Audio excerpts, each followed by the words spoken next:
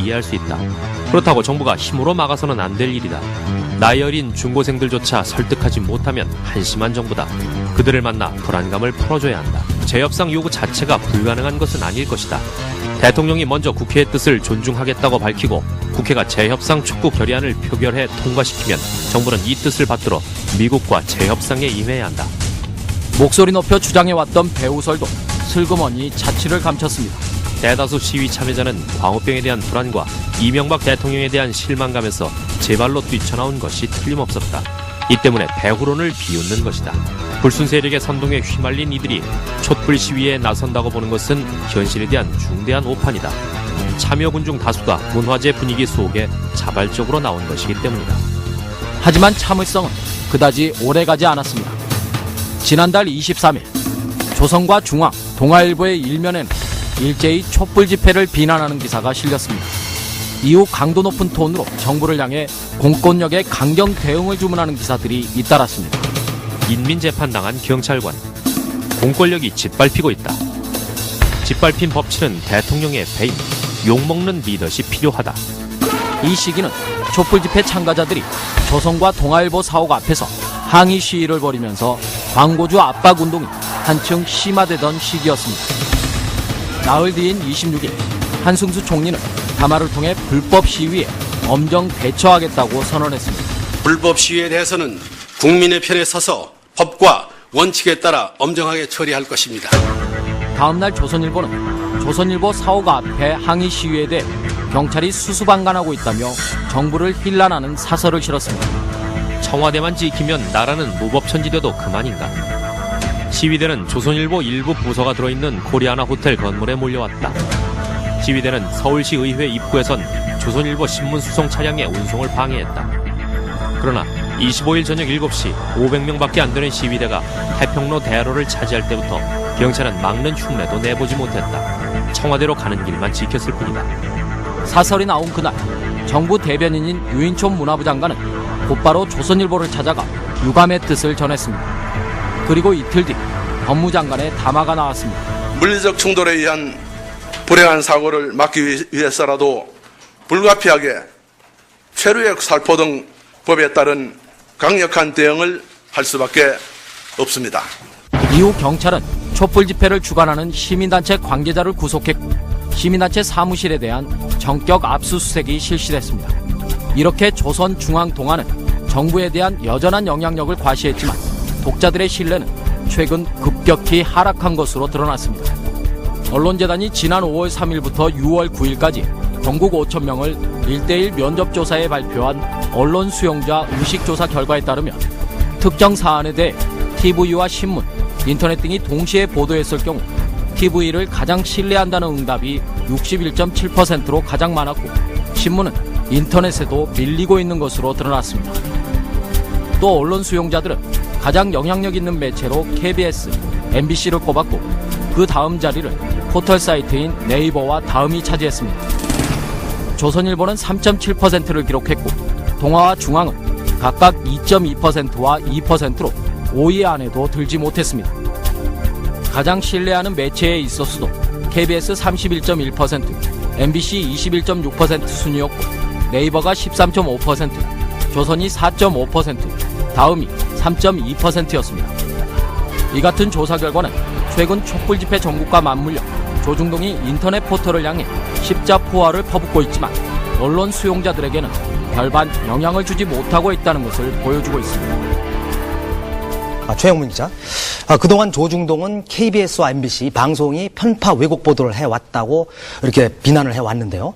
이 조사 결과를 보면 국민들이 바보 아닌가 싶어요. 이 편파 왜곡 보도를 하는 방송을 신뢰하고 있으니까 말이죠. 네, 조선중앙동아가 놓치고 있는 부분들이 있습니다. 바로 독자는 바보가 아니라는 겁니다. 오히려 이들 신문들이 과거에는 광우병 우려를 부추기는 어떤 보도를 했고 왜 지금은 정반대의 이야기를 하고 있는지 밝혀내곤 합니다. 또 촛불 집회를 폄하하고 사실상의 공안정국을 만들기 위해 어떻게 사실을 왜곡하고 짜깁기를 하고 있는지를 꼬집어내곤 합니다. 촛불 집회의 진짜 배우를 찾습니다. 지난달 말 한 네티즌이 포털 사이트 다음에 아고라에 올린 글입니다. 이 네티즌이 말하는 배우는 누굴까? 배우는 바로 조중동.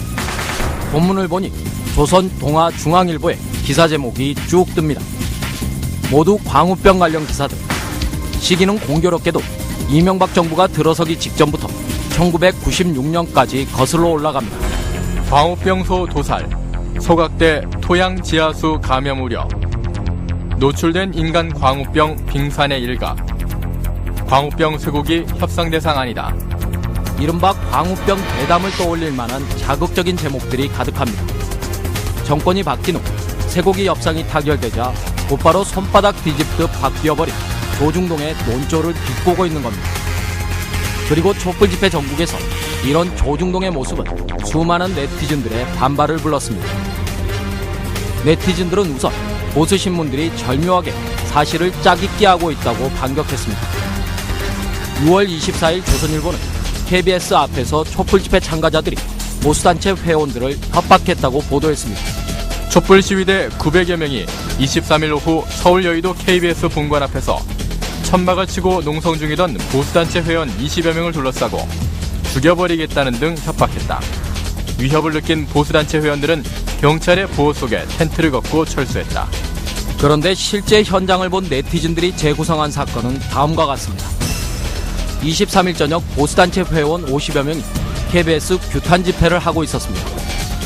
이들은 KBS 수호 1인 시위를 하던 여성을 둘러싸고 강목으로 된 피켓을 휘둘렀고 이 여성은 병원으로 실려갔습니다.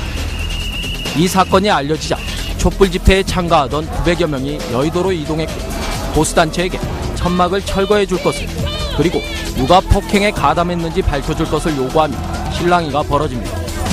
그리고 이 과정에서 강목과 쇠파이프 등이 가득 실린 보수단체의 차량을 발견했습니다. 인과관계를 명확히 알고 제대로 파악하고 있는 기자라면 이 기사의 제목은 아래와 같이 수정돼야 합니다. 보수단체 50명, 1인 시위하던 여성 집단 폭행. 하지만 조선일보는 사건의 발단이 된 처음 폭행 사건은 기사 맨 뒤에 짧게 두 문장으로 처리했습니다. 날카로운 미디어 비평도 이번엔 네티즌 몫이었습니다. 6월 30일 조선일보는 한국갤럽의 여론조사를 일면과 오면에 실었습니다. 촛불 집회의 목적이 공공부문 민영화 반대, 공영방송 사수 등 다른 목적으로 바뀌고 있다는 견해에 공감하는가라는 질문에 응답자의 66.9%가 그렇다고 대답했다는 내용이 나옵니다. 그런데 조선일보는 이 여론조사를 이렇게 평가했습니다.